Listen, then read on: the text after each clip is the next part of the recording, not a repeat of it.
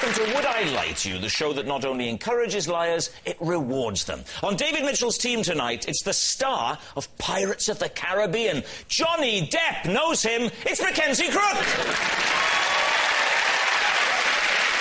And a naturalist and TV wildlife presenter. Now, look, I'm not going to debase myself by doing cheap double entendres at his expense. I will just give you the ingredients, and you can take it from there. Birds, tits, short-haired beavers. Knock yourself out. Chris Packham! And joining Lee Mack tonight, the country's most famous Victoria behind Beckham and Station. It's the writer and broadcaster Victoria Corrin. And a fine comedian who once starred as the voice of the Welsh Tourist Board. Imagine demeaning yourself by appearing in an advert. Rod Gilbert! And so to round one, Home Truths, where our panellists each read out a statement from the card in front of them to make things harder. They've never seen the card before, and they've got no idea what they'll be faced with. It's up to the opposing team to sort the fact from the fiction. And Rod is first up. Rod, please reveal all. I was sacked from my job at a zoo when my boss found out I had been taking photos of the animals wearing hats. So, just to clarify, were you wearing the hats or the animals? No, I was taking photos of the animals wearing hats. Yes, just to clarify, were you wearing hats or the animals? Well, you think I was taking photos of animals while I was wearing multiple hats? I would say that in the world of oddness, a man wearing two hats is no odder than an animal wearing one. Can you give us some examples of animal hat combos that you took photos of? Yeah, I've done monkeys in bowler hats. Of course. I've done a hippo in a flat cap. And, well, I was going to call him a snake. It wasn't a snake. It was in the reptile house, but I don't know what he was, but he was wearing a fez. Were these miniature hats, can I ask, Rod? Were these little animal hats or human hats? On the hippo? Are you mad? No, but on the thing in the reptile house, I'm thinking a full-size fez is going to just hide the creature. Yes, but what you're saying is, were the hats to scale? Thank you. Rod, were the hats to scale? The hats, well, I mean, to scale is a grand way of putting it, but I would certainly try and, try and make the hat fit. Right. The top of a hippo's head is actually quite a slippery affair. Oh, you've got to get the right hat. What was your official role at the zoo? General dog's body, basically. I get the feeling that if you were going to put hats on animals, you'd have gone for deer stalkers and bear skins, you know? I didn't say I didn't. We just haven't got all the way through the animals. OK. Right. You name a hat, you name an animal. Deer stalker. No, I didn't do a deer stalker. The I didn't have a deer stalker. It wasn't a comprehensive... You can't But you had a cross-reference every fez, animal. and you had a massive hippo-sized fez. It was a regular flat cap. So what you're saying is I didn't have every single animal in the zoo, and there wasn't every hat. I didn't cross-reference every single combination of animal and hat. I just put some on some. Rod, where was this zoo? Was this a Welsh zoo? Was it Penscunna Bird Gardens, for example? It was down in Pembrokeshire, in a place called Oaksnade. Oaksnade? Yep. There's a chain of snade zoos, isn't there? There's Oaksnade, Rixnade. And how did it all come to an end? What stopped this? I got caught. And who was it who apprehended you? It was the manager of the zoo. As a zoo owner and manager, I wouldn't have been offended. I can't see anyone being offended by a fez on a snake and a flat cap on a hippo. I'd have been... Just what the zoo needs. If it's down there in South Wales at this Oaksnade or something, I'd have thought any little hat on a cat would have done the Why, trick. because it's a Welsh zoo? Our animals aren't good enough in their natural habitat. We'd better dress them up a bit. You racist bastard.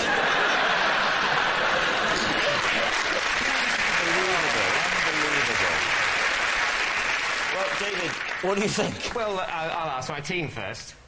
I mean, I've never heard of Oaksnade Zoo. Have you ever heard of Oaksnade Zoo? Is that the most you doubt about that?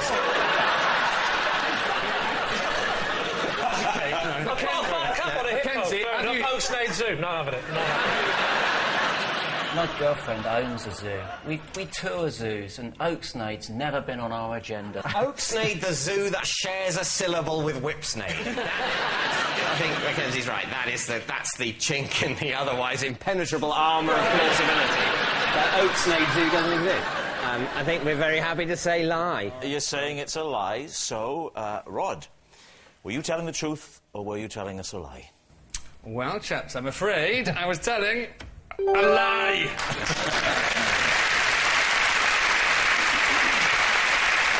Yes, it was a lie. Rod wasn't sacked from his job at a zoo because he was caught taking photos of animals wearing hats. Mackenzie, you're up next.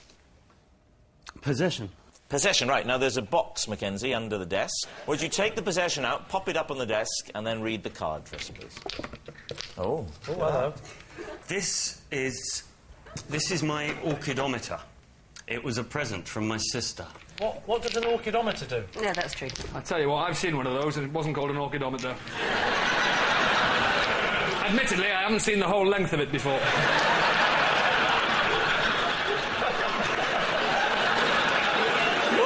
What's an orchidometer, Mackenzie? It is a piece of medical apparatus used for determining the size of testicles in male humans. Yeah. Why do you need to know the size of male testicles in humans? I'm 42, nobody's ever gone, hey, extra large. I don't. This was bought for me by my sister. Wait a minute. What? Some of them are so small, they're tiny. You'd be surprised.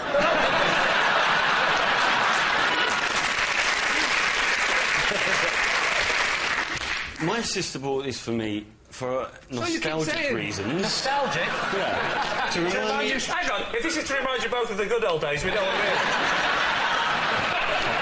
Surely nostalgia. My sister, when I was growing up, you know, as my size bit, she would do a little pencil mark on the kitchen wall. Fair enough, but... For your testicles?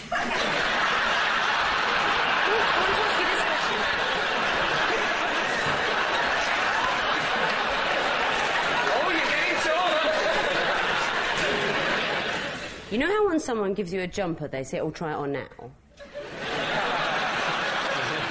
Which one are you? You must have done it. I've never done it. You liar! I've never done it. Why would I want to I'll tell you why, because the second we get out of the studio, I'm doing it, so I want to do it now in front of the audience. Well, do you know what? I think we'd all be very happy for you to do it now.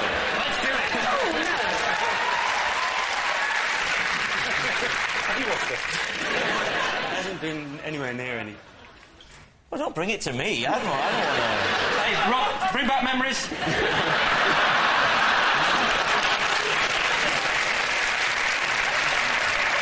Right, I will do it, but I'll do it under the desk. Are you not going to get your... Come on. One, just one then. Meet me halfway. Come on, then. Come on then, no. This is a real medical thing. Why did your sister get you it? Because when I was younger, I was a very slight chap, not the When you were younger, you were slight? specimen of man. Blimey, what were you, a stick man? And I used to have to go to a hospital to be measured in all sorts of creative ways. Keep it light. One of the ways they measured me was using an orchidometer. And, They measured your testicles with it. Yeah, not with that one. What are you going to say? With your testicle measuring device, you spoilers ambassador. The question is whether his sister got it for him, and not what this is. His sister got it for him. He's telling the truth. Can you not? Am I? But this can't be real. Take those. This can't be real. Have a look at him through those. Tell him your sister gave you that as a present. Have you got truth glasses? They're not allowed on this show.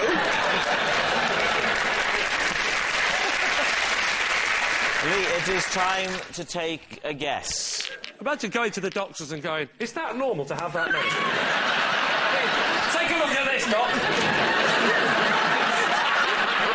mean, that's normal. They're purple, and it's the wrong amount. OK, what do you think? I'm going to go with it. OK, then. Well, why not? It sounds true. Saying true. OK, Mackenzie, what's the answer? It is true. It was true. Mackenzie's sister did buy him that orchidometer. Mackenzie frequently brings it out at dinner parties and uses it as an icebreaker, and more often than not, a morale crusher. And at the end of that round, the scores are level. Our next round is called This Is Mine, where we bring on a mystery guest who's a close connection to one of our panellists. This week, each of David's team will claim that it's them that has the genuine connection to the guest, and it's up to Lee's team to spot who's telling the truth. So please welcome this week's special guest, Simon.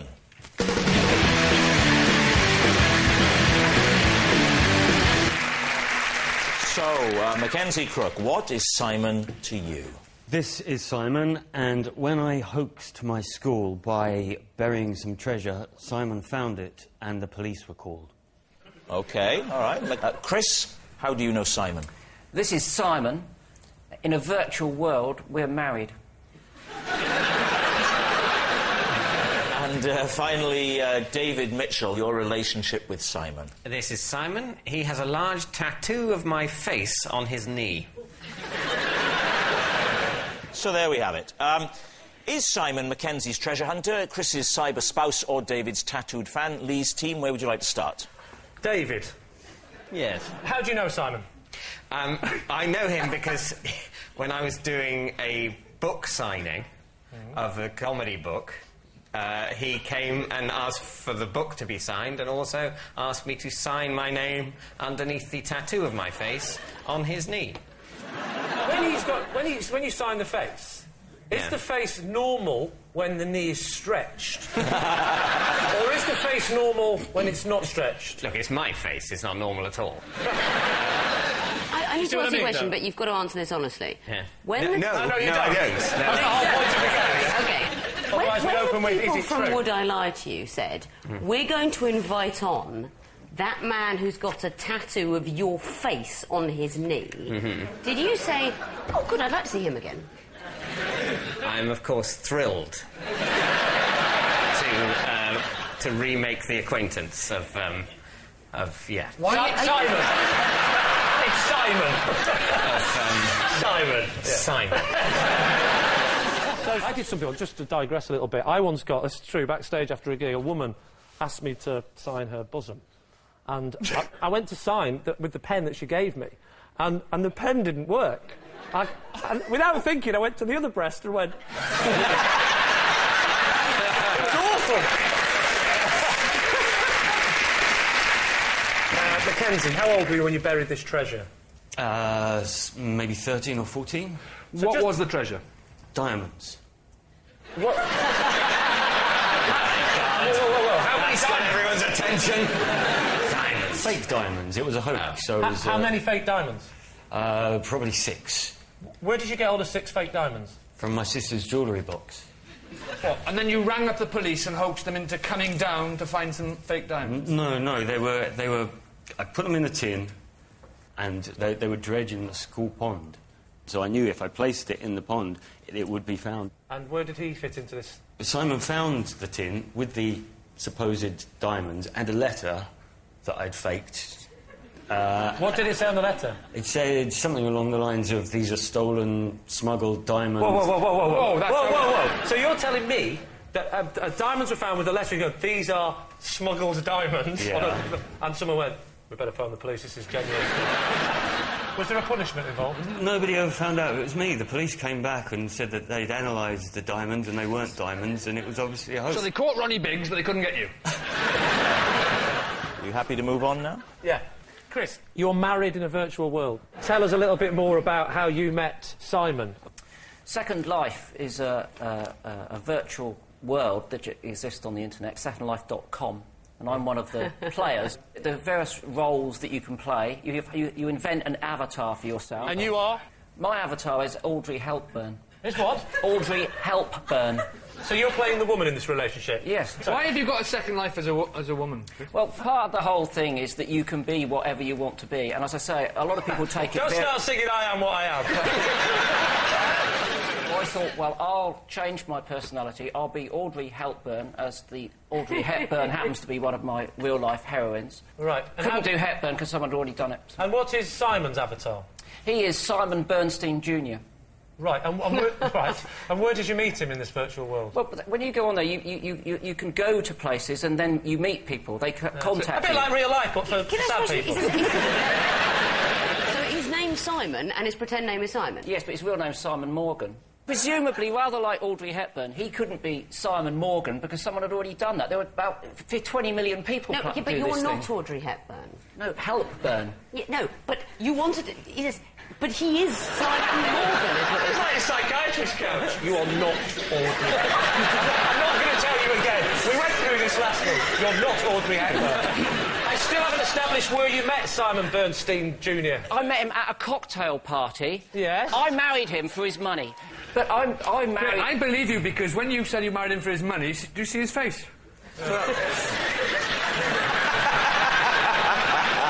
couldn't help it. You said that. No, that was the ink on his knees drying. What are you going to say, Lee? Who do you think it is? This is a tricky one for me. Victoria, who is he connected with? If this was a poker game, and I had to make a call, I'd say Mackenzie's the one who's not bluffing. You're going by body language. Well, that's interesting. What is it about his body that tells you he's not bluffing it? But he has a sort of calm...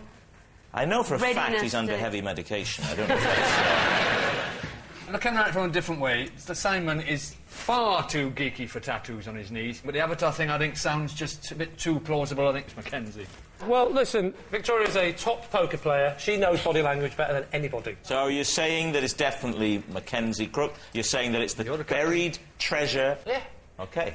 Simon, would you like to reveal your true identity? My name is Simon, and when we were at school together, I discovered Mackenzie's buried treasure. Everything that Mackenzie said was absolutely true. Simon found the treasure Mackenzie buried at his school. And actually, we can show you the letter. Have a look at this. In this tin, I have placed stolen... You don't mind me doing it with an accent, do you? In this tin, I have placed stolen diamonds. Are you going to do it with an accent?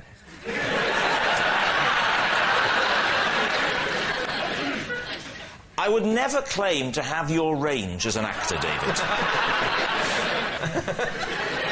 Shall I do posh and repressed, or repressed and posh? Well done. Now, thank you very much, Simon, for coming on. How about that?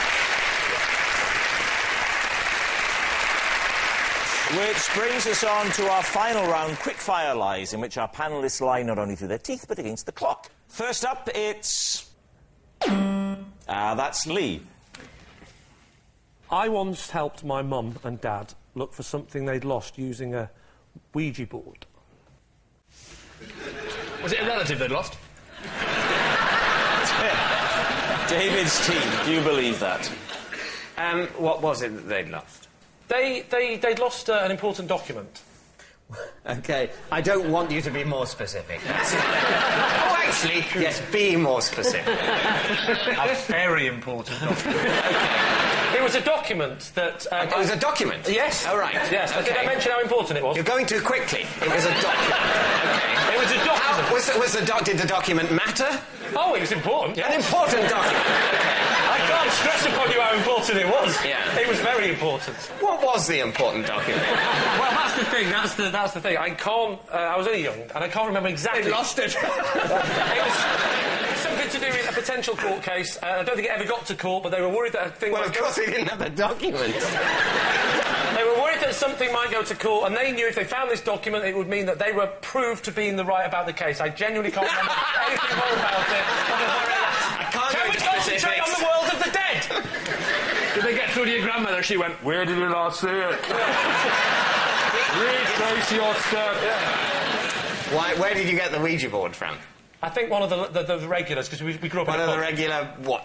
We grew up in a pub, and before the invention of the internet, between 3 and 5, the pub closed, and you had to think of something Yeah, to do. obviously dabble in the occult. Dabble in the occult. And believe it or not, my mum and dad and all the regulars would have a little lock-in, and me and my brother were invited to do the Ouija board. If only you'd had Jenga or something more wholesome. No. And did you hold hands? No, that's a seance, don't be an idiot. Sorry, I get my bullshit mixed up. Yeah. How did you ask the question? I remember it, my dad said, Spirit world, we have a very, very, very, Mary, I can't stress on you enough how important a document is that we must find. Yeah. And they told us where it was. What did they spell out? They spelt out in the attic. So were your parents massively into the occult? No, I mean, it wasn't a problem. I mean, it wasn't like, you know, it was just a bit of fun in the afternoon, and Ouija boards was cheeky in the 70s before these horror films. Right. Up until then, it was a Waddington's family game. David, time to... advertised after Mousetrap. MB Ouija board. Picture all the family looking Try Ouija board. So, David, what's it going to be, truth or lie? Well, I think... True. You think it's true? I think it is. I think it's true. I was not thinking it's true, but my team think it's true. You're the captain, I'll David. go with the team. OK, you say true. Lee, what's the answer? The answer is, it is in fact true. Yes, it's true. Lee did once help his parents look for something they'd lost using a Ouija board. For those of you who don't know what a Ouija board is, it's like Scrabble for dead people. Next. It's Victoria. If I ever get stuck on a crossword clue, I phone Tim Henman for help. He hasn't let me down yet. Right. I think that's a very cruel line. He hasn't let me down yet. We all know what that's an allusion to. His repeated letting down of the entire nation. I think, tennis is difficult. And I'd just like to say I wouldn't necessarily have won Wimbledon. Obviously, if I'd practiced as much as Tim Henman, I'd bloody well expect to, but nevertheless. Right, so how do you know Tim Henman? I met Tim Henman when he was promoting a sort of tennis academy thing, and I went and played tennis with him at Wimbledon. Did you play at Wimbledon? Yeah, I should say, I was writing about it. It wasn't just like, oh, Victoria Goran's got to come in and play. You used to ring up Tim Henman to ask him difficult crossword things? Yeah. How did you get round that sensitive issue of going 6 down?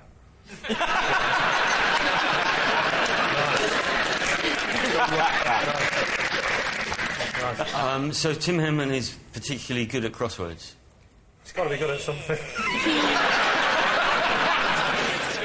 Once again, I would say that Tim Henman is relatively good at tennis. So he could almost be a professional. I'm curious, of all the people you meet in the course of your job, you choose a tennis player of sorts to advise you on crosswords. He's very into crosswords. So you're saying at this point in this clue I can't get, what we need is some of the skills that it takes to, choke during a tie-break. You're turning against him now, aren't you? Get your mind up. Which side of the fence are you on? Yeah. How did the subject of crosswords come up when you were playing I was doing a crossword while waiting for him. He was doing to serve, to get one in. That's why you kept losing. I was doing a crossword, and he came in, and it was kind of a bonding thing because he said, And crosswords, let me have a look. what do you think, Mackenzie? Do you think it's plausible? I think it might be plausible, yeah. Cryptic or just regular? No, he's not an idiot. You don't bring someone... Oh, yeah, it's got 3 letters, household pet, starts with D. Cat. Mackenzie thinks it's plausible. Packham is saying... I think it's sadly probably true. Right, so you... Come on. I don't have to think. You're saying true? True. OK. So, Victoria... You think I phoned Tim Henman to ask him the answer to crossword clues? Obviously, that's a lie.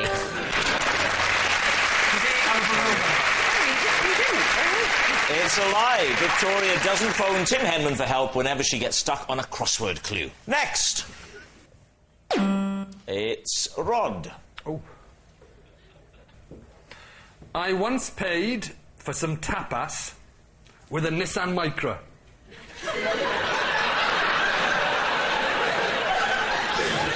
David, tapas, Nissan Micra. How much tapas were you buying?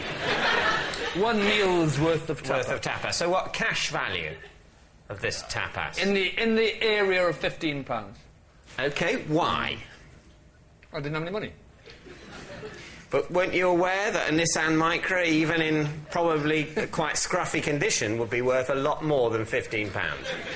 Yeah, but if you haven't got any money, all you've got is a Nissan Micra. What are you going to do? I don't suppose I'd eat out in restaurants. Well, drive home and have some toast. I couldn't drive home. I sold my car for some tapas. Oh, yeah, good point. So did they accept the car in payment? Yes. How many of you were eating? 8. 8 of you sharing £15 worth of tapas. I get £15 worth. We all had roughly, I suppose. Why don't I didn't check. But you didn't offer. You didn't offer the San micro for everyone's meal. You said, well, I only had this, and this. Then this San micro's only covering it. You can pay for your own.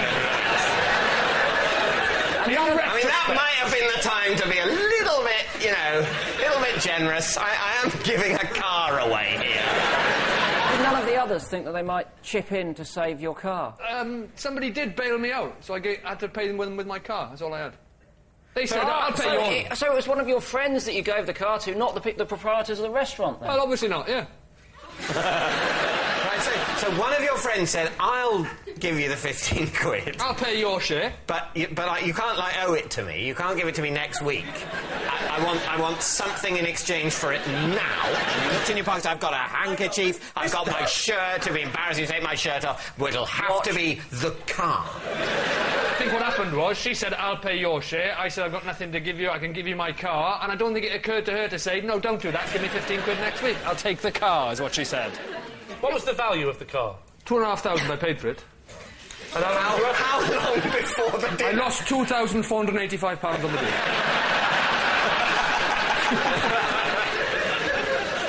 It was good tapas, it was nice. We had... I had albondigas. I had croquetas. Croquettes. Don't patronise me. And croquetas, and I had gambas a la plancha, grilled prawns. No. And then I threw in the floor mats for some patatas bravas. Right, David, what do you think? Is he telling the truth? I think not. But it's so sort of odd and weird, and I think it's a lie. It's a lie. I think it's a lie. We're all saying it's a lie. OK. Rod, Gilbert, truth or lie? It is a... true.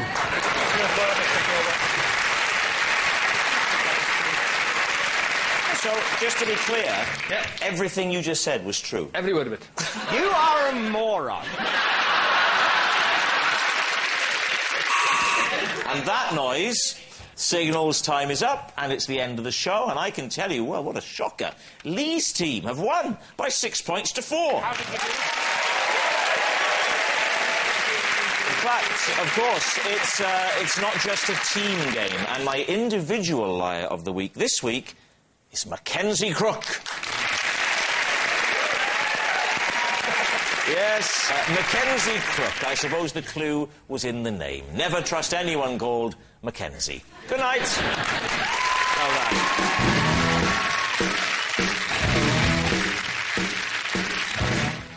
Kate Winslet's on the guest list for the first in a new series of The Graham Norton Show at 10:35. News of the rest of tonight's lineup coming up. While on BBC Two, Sue Perkins and Ross Noble will join the regulars for QI.